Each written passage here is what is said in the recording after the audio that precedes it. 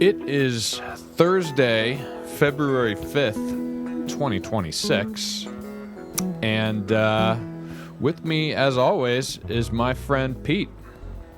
Pete, how's it going? Hey, Glenn. Good to be with you. The honest answer is it's not going so great. I'm hanging tough, but it's been a tough week or so. But as they say, the show must go on, and so let's do it.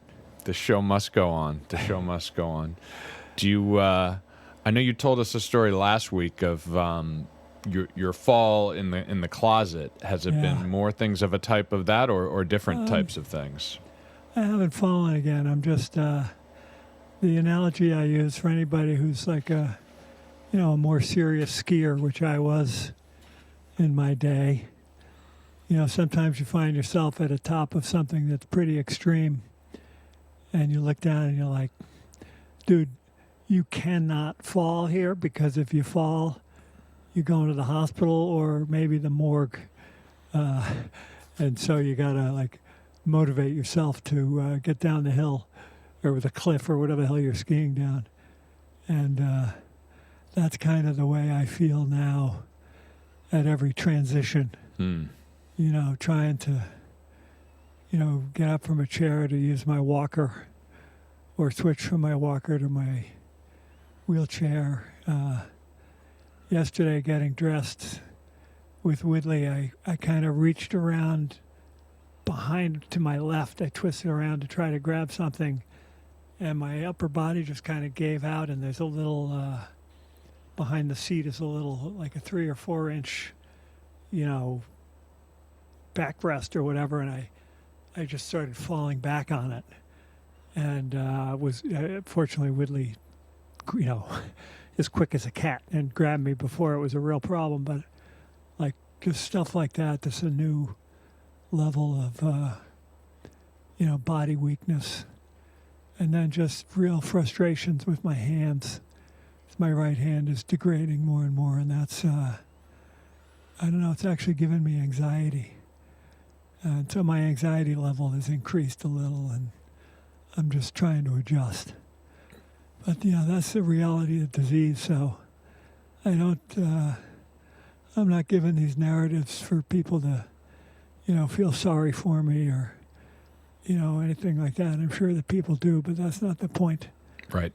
I'm just trying to illustrate that the realities of this disease and, what it does to people, and a lot of people have it.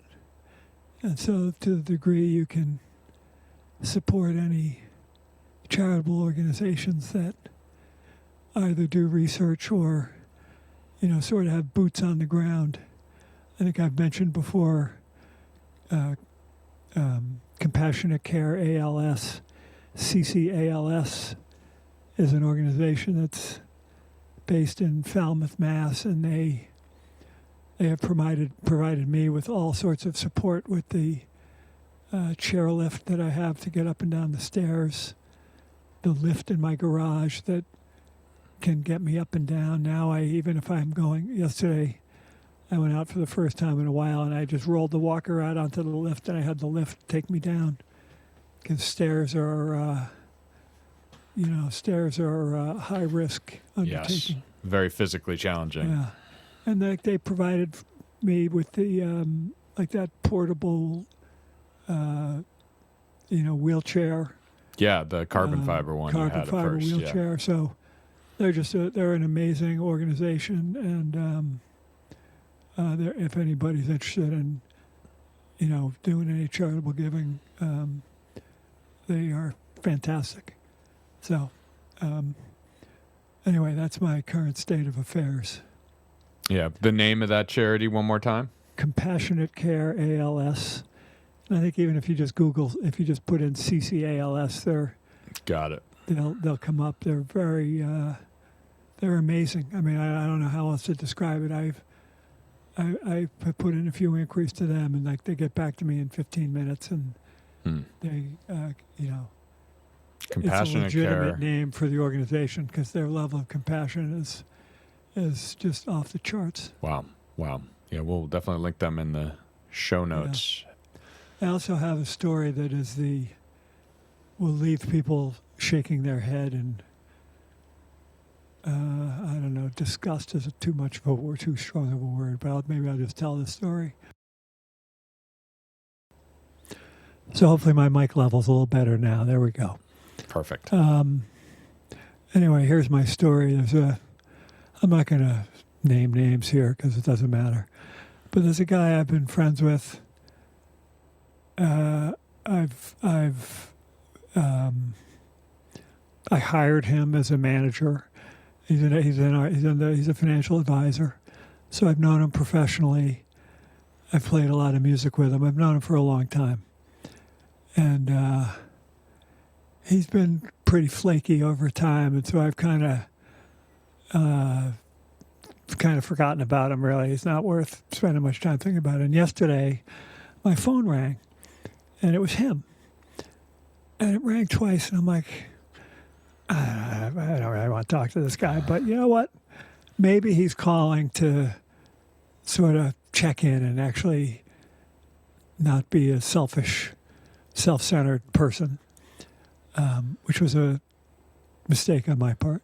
Uh-oh. Because I answered the phone and said, "Hey, so-and-so." He said, "Hey, Pete, how you doing?" I said, "I'm hanging in there." And he said, "Hey, well, we're thinking about making a move, and Raymond James is on the list, and I was wondering if maybe you had some contact for me to call, because we're thinking about doing this." And I paused for a second. I said, "Hey, you know my situation, right?" And he's like, "Oh, yeah. How you doing?" And I said, "Well, I'm dying." And kind of paused for a second. He's like, "Oh, yeah, I'm thinking about you all the time." And, he was full of shit. And I said, "Well, you know what, just call this guy. I'm not working anymore. I can't really help you." And, we stayed on he tried to sort of backpedal a little bit and, tell me that I'm in his prayers. I almost called him on it and say, "Yeah, what prayers are you saying for me, pal?" Yeah. I mean, it's okay that I'm not in your prayers, but dude, you're calling me on the phone asking me for a favor. And I know that you know my situation. And I hung up the phone. I'm like, "Can you believe this guy?" And actually I said, "Yeah, I can believe this guy because it's actually not inconsistent. And I'm not sure why I had the misjudgment of thinking that he was going to be anything other than what he usually is." So it's funny that some people are just dopes. So he's aware of your situation, Oh, yeah. but maybe doesn't really internalize or empathize or understand. He's calling you up with the favor, Yeah. to ask of you. I thought he might get the hint when he said, "How you doing?" And I said, "I'm dying." That might get him to pause for a second and say, "Yeah, maybe this is not an appropriate time to be calling to ask you for a favor." Right. Wow. So some people are they're dopes. I don't know how else to put it. Yeah. Hopefully that's the exception. and Oh, not well, the I was rule. just going to follow this up by saying I am surrounded by love and friendship and empathy and people who care for me. And, that's 99.9%. So this is such a fascinating Made it outlier. through the filter. Yeah. Yeah, it's like, wow, man, some human behavior is really aberrant. Yeah. On a brighter note, I had my sister-in-law Louise visiting from Switzerland last week.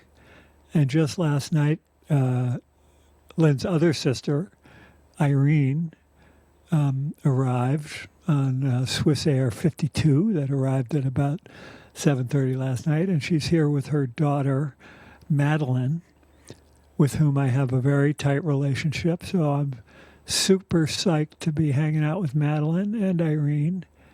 And they're really fun. And Mal and I are going to play a lot of hide it, find it with Moose Oh, that's fun. because he loves Madeline, and Irene and her family have a black lab named Louie, who is like a brother from a different mother in terms of For Moose. looks and attitude and everything. He's a great dog. He's pretty much exactly 1 year older, and he's bigger. He's quite a bit bigger than Moose. And last year when we went to Switzerland for 2 weeks over the holidays, if you may recall, we brought Moose with us, came with Yes. us on the plane and everything. And so those guys got to hang out quite a bit in the Alps, jumping around in the snow. And Sounds one fun. guy would grab a big, like a 4-foot long tree branch, and then the other guy would bite it, and they'd be running around both hanging onto the tree branch. So that was some fun memories. Moose living his best life in the Alps. Yeah.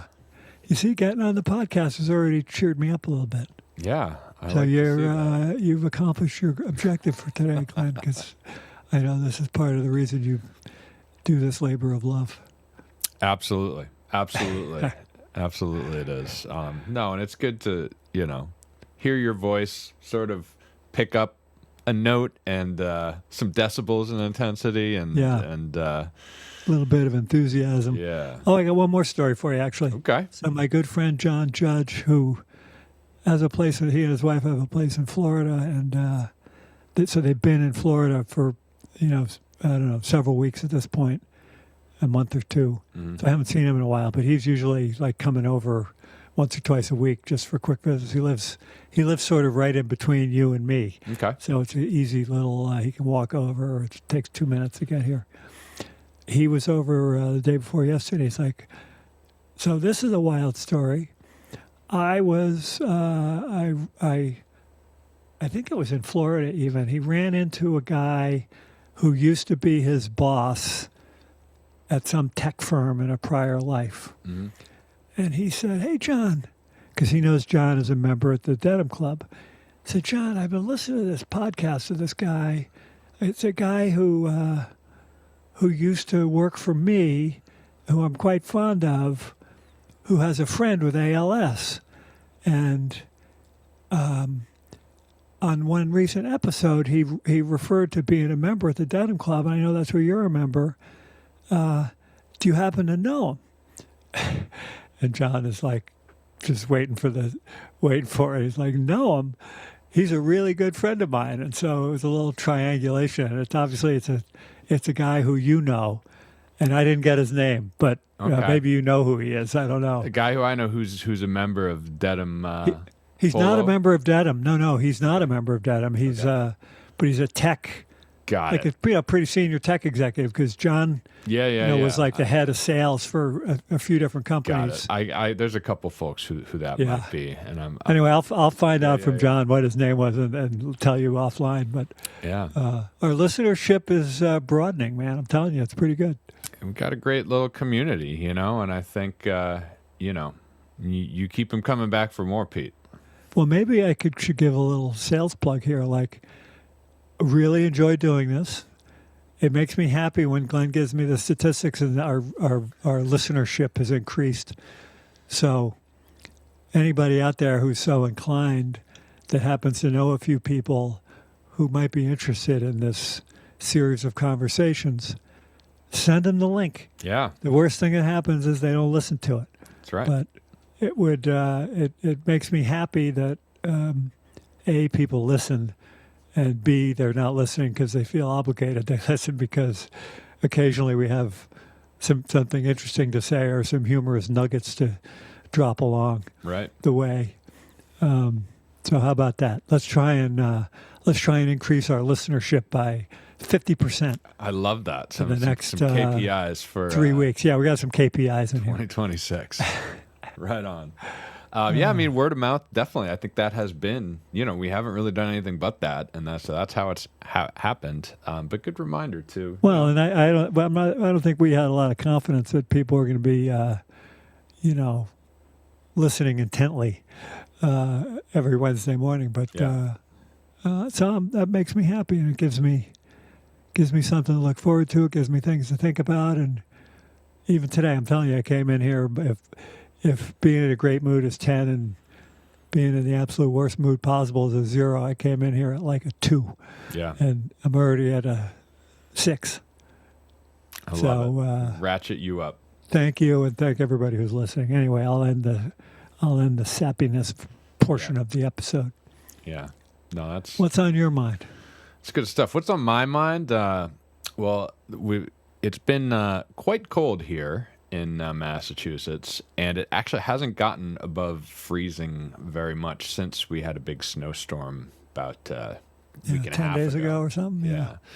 So I've got some ice dams. There's one in particular that's the trouble one, and it's starting to leak into my kitchen through some light fixtures, and that is just not a good vibe. But there's not a lot of sort of immediate remediation that we can do. So because why do we care about ice dams? It sort of expands as the ice expands and contracts. It messes up the... Yeah, the bad version is it kind of it melts and freezes and melts and freezes and melts and freezes, and then it can kind of like creep backwards under the shingles and then like start dripping in the house. And that's where we're at. There's just one trouble spot where it happens, kind of like the valley where two roofs merge. Anyway, so just trying to manage that, but I've got lots of good things going on, so I can deal with the, a little bit of anxiety and frustration about the weather. Irene and Madeline asked if I wanted to go out. Lynn probably nudged them and said, see if you can get Pete outside today, because outside and Pete are not words that are in the same sentence very often these days, right? Because of the weather. Yeah. And so Irene asked me if I wanted to go for a walk, and I said, sure. I just want you to remember when your kids were like 2 and you were taking them out skiing, what it was like to get them dressed and undressed to go outside, because that's kind of what it's like for me. Sure. And she said, no problem. Yeah. So we're going to take a little spin around the block today, which is fine with me. Nice. Get a little fresh air. I am going to go get a little beard trim today. My beard is getting a little fluffy. And, I like trying to keep it sharp. Yeah. I think it was great, but you figured out how to manage that beard. And it just gives me something to do. Yeah. We've got a few special guests lined up in the coming weeks, including somebody who's relatively famous. We don't have that on the books yet, but I'm just going to put a little teaser out there. But it is somebody famous. Big time guests. Yeah. Big time guests coming. I'm so excited prepare about ourselves that. for that. Yeah. I do think we gotta talk about preparing for that. That's going to be this guy's a professional. Yeah. But I'm super excited, and I think we'll have more opportunities like this where it's just the two of us, and I've got to come up with a fresh set of topics for us to dig into. We've covered so much ground, especially with all these fun interviews of these different stories and perspectives and topics. We got to kind of refresh the idea list so we can get back at it with renewed vigor and enthusiasm and keep ratcheting your mood up. That's always a the plus. most important thing for me. I know that we've gotten a few questions from time to time about books that I might be reading. Yeah, you got any new thoughts I got there? a great Christmas present from my sister Ellen and her husband Kelly and their 2 daughters Kate and Julia. And the Christmas present was, because Ellen knows that I'm listening to a lot of audiobooks. The Christmas present is a list, like a curated reading list. Nice. And from my brother-in-law Kelly, he recommended the Mick Herron series that is the origin of the TV show Slow Horses. Okay. The book is called Slough House, but I think you'd refer to it as Slow Horses. Mm-hmm. And it's kind of a what is it, MI5 or MI6, whatever the security apparatus is in the UK. And if you're not familiar with the story, it's like folks that have been put on the beach at MI5 and they're put into Slough House because they screwed something up in the past, and they become the protagonists and sort of the hero figures. So it's kind of comedy, and it's not comedy, but it's like spy stuff that's also funny. Got it. And the book I'm reading now, which was recommended by my sister Ellen, is a book called The Postcard by Anne Berest, and it's the gist of it is that a woman receives a postcard with the 4 names of her grandparents and 2 cousins who died in the Holocaust, and it's it's based on real people, but it's sort of fictionalized of that era. And I think the book was written in French. Okay. And so they're based in Paris. It sort of gives some historical perspective on a pretty terrible time in history. And among other things, what is interesting about it to me is some of the parallels that exist in our society today around demonization of the other. And, what I would consider inhumane treatment of those people. Yeah. Certainly not equating it with the Holocaust in any stretch for there's obvious parallels, reasons. yeah. But there are parallels to the environment that preceded what is arguably the worst time in human history, which is not to get political, but that's quite an interesting book. Yeah. Anything else that I've got a bunch of books on the wish list, but maybe that's a couple of ideas about. How much reading are you doing a day? I know you were using the Kindle. Is that still working out for you? Or are you I'm not reading at all. It's all audiobooks audiobook. on Got it. That's what Audible. It was. Audiobooks on Audible. The other one I reread, because I read this a long time ago, is The Things They Carried by Tim O'Brien, which is a pretty famous sort of Vietnam veterans book. The things they carried home with them. Sure. Returning from that war.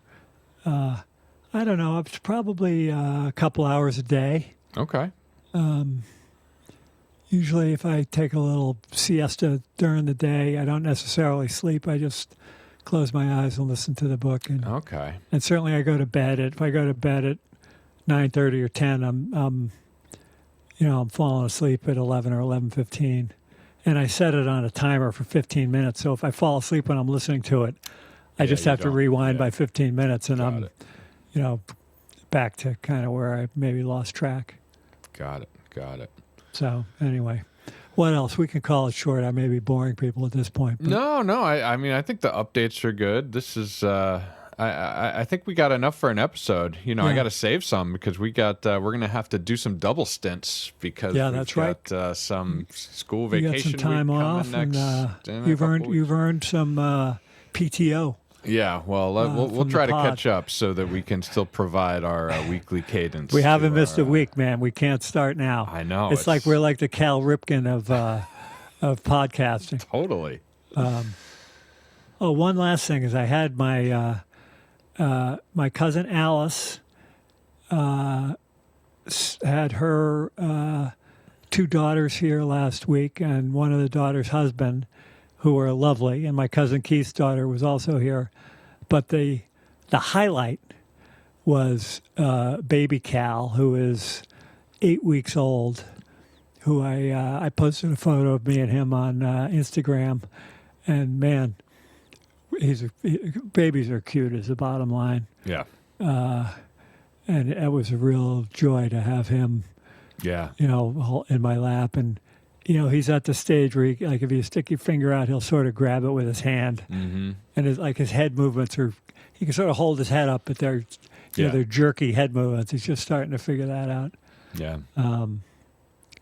One other thing. My caregiver, Woodley, whom I love and takes care of me every day, is pregnant. And she's having a gender reveal party on Sunday. And I've tried everything I can to pry the pry the info out of her Ahead of time. No. ahead of time, but she's a steel trap, Wow. and she's not giving out anything. So I'm gonna have to wait until Monday. But That's exciting. we'll, Congratulations I'll to fill Whitley. people in on that one next week when I know. Yeah. So nice Amazing. to see people having babies. Yeah. They're all super cute. Oh, I love babies. Good energy, good vibes. I'm glad you got some baby time, Pete, because that's Yeah, definitely a yeah. special. It refills like kind of a special tank inside. Really does. And you think about everything, a whole lifetime ahead of them. And Mm-hmm. it's fun to, I'm not going to be here for that long, but it's fun to imagine Yeah. and just be happy in the fact that, it's the cycle of life. It goes on. It goes Yeah. on.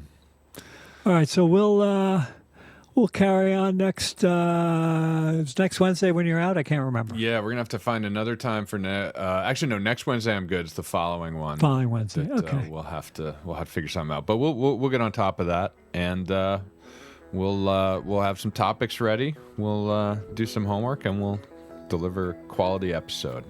All right, brother. I love you, and I appreciate all you're doing, and look forward to the next one. Right back at you, Pete. Take care of yourself. I'll talk to you All right, soon. man. All right. Bye-bye.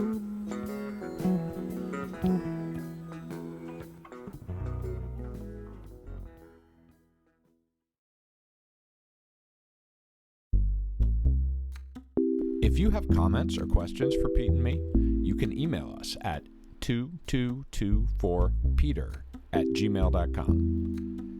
If you'd like to get involved with or donate to ALS causes, check out ALS One at alsone.org.